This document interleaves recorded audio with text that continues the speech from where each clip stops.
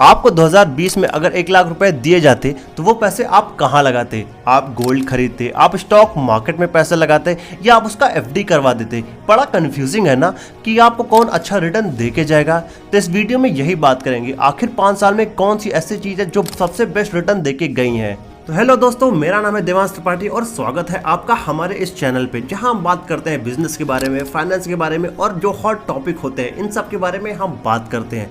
तो चलिए वीडियो शुरू करते हैं। 2020 से। 2020 में जो गोल्ड था उसका जो आप 10 ग्राम खरीदने जाते थे तो आपको 47,500 के लगभग पड़ता था, और अभी 10 ग्राम की बात करें तो वो आपको 1 लाख का पड़ता है। यहाँ 100% से ज्यादा आपको रिटर्न मिला अगर आप 2020 में आप गोल्ड खरीदते, और अभी की बात करें तो आप 100% से ज्यादा रिटर्न लेके जाते।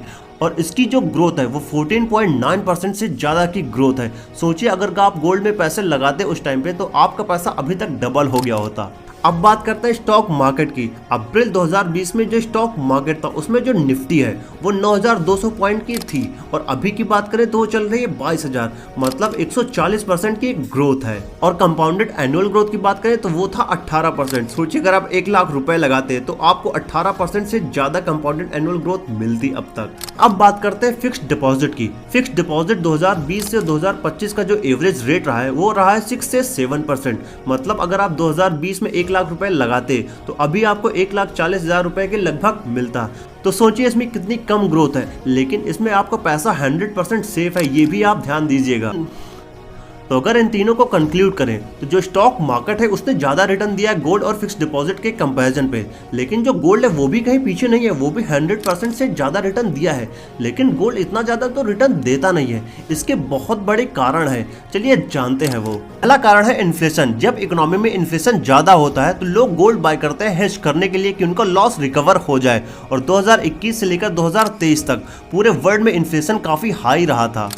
दूसरा है geopolitical reason. Russia versus Ukraine war, Iran versus Israel war, Iran versus Palestine war, India versus Pakistan war, US tariff policy और ऐसे बहुत सारे रीजन, जिसकी वजह से जो इंडिया है, चाइना है और रसिया है, इन्होंने बहुत ही ज्यादा गोल्ड खरीदा है। और जब भी ऐसे जियोपॉलिटिकल टेंशन आता है वर्ल्ड में तो जो बड़ी बड़ी कंट्री होती हैं वो गोल्ड बहुत तेजी से खरीदने लगती हैं अपने सेफ इन्वेस्टमेंट के लिए। और इसमें एक बड़ा रीजन है यूएस पे डेट। यूएस पे बहुत ज्यादा डेट हो गया है, जिसकी वजह से गोल्ड की प्राइस और तेजी से बढ़ रही है। चलिए जानते हैं, अगर आप गोल्ड खरीदते हैं तो आपको फिजिकल खरीदना चाहिए या ऑनलाइन खरीदना चाहिए। अगर आप फिजिकल खरीदते हैं तो उसके कुछ बहुत अच्छे बेनिफिट हैं। जैसे आप अगर उसको खरीदते हैं तो आप उसको टच और फील कर सकते हैं, आप उसको इस दिखावटी दुनिया में बहुत अच्छे से शो ऑफ कर सकते हैं, और आप एक अलग स्टैंड हो सकते हैं सोसाइटी में।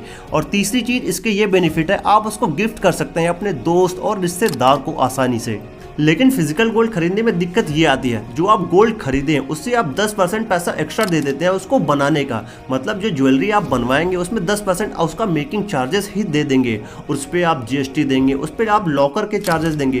क्योंकि अगर आप बहुत ज़्यादा गोल्ड खरीदते हैं तो आप बैंक से लॉकर की फैसिलिटी लेंगे, जिसपे आपको लॉकर का चार्जेस देना पड़ेगा। तो ये इसके डीमेरिट्स भी हैं। अब बात करते हैं ऑनलाइन गोल्ड के बारे में। आप आसानी से पेटीएम, फोन पे से ऑनलाइन गोल्ड बाय कर सकते हैं, जिसके लिए आपको कोई लॉकर चार्जेस नहीं देना, आपको कोई मेंटेनेंस चार्जेस नहीं देना। इसको आप 24 घंटे कभी भी बेच सकते हैं, और आप इसमें इन्वेस्टमेंट 10 रुपए से शुरू कर सकते हैं। लेकिन इसके कुछ नुकसान भी है। 5 साल बाद ये कंपनी आपको फोर्स करती है कि आप इसको फिजिकल गोल्ड में खरीद लें। और इसमें एक दिक्कत और है, अगर जो प्लेटफॉर्म जिसे आप बाय किए हैं वो अगर भाग जाते हैं या वो स्कैम करते हैं तो इसमें काफ़ी ज़्यादा दिक्कत हो सकती है, क्योंकि इसको सेबी रेगुलेट नहीं करती।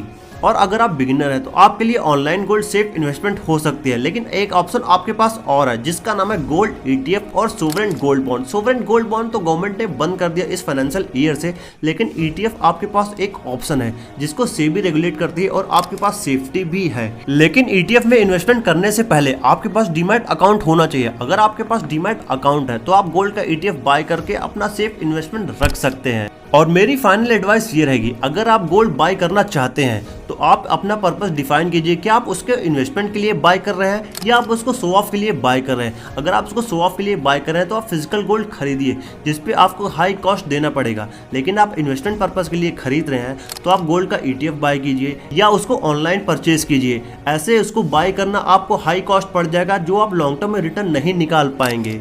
और इस वीडियो में इतना ही। आप बिजनेस फाइनेंस के लिए हमारे चैनल को सब्सक्राइब कर लीजिए, वीडियो को लाइक कर लीजिए। तब तक के लिए धन्यवाद।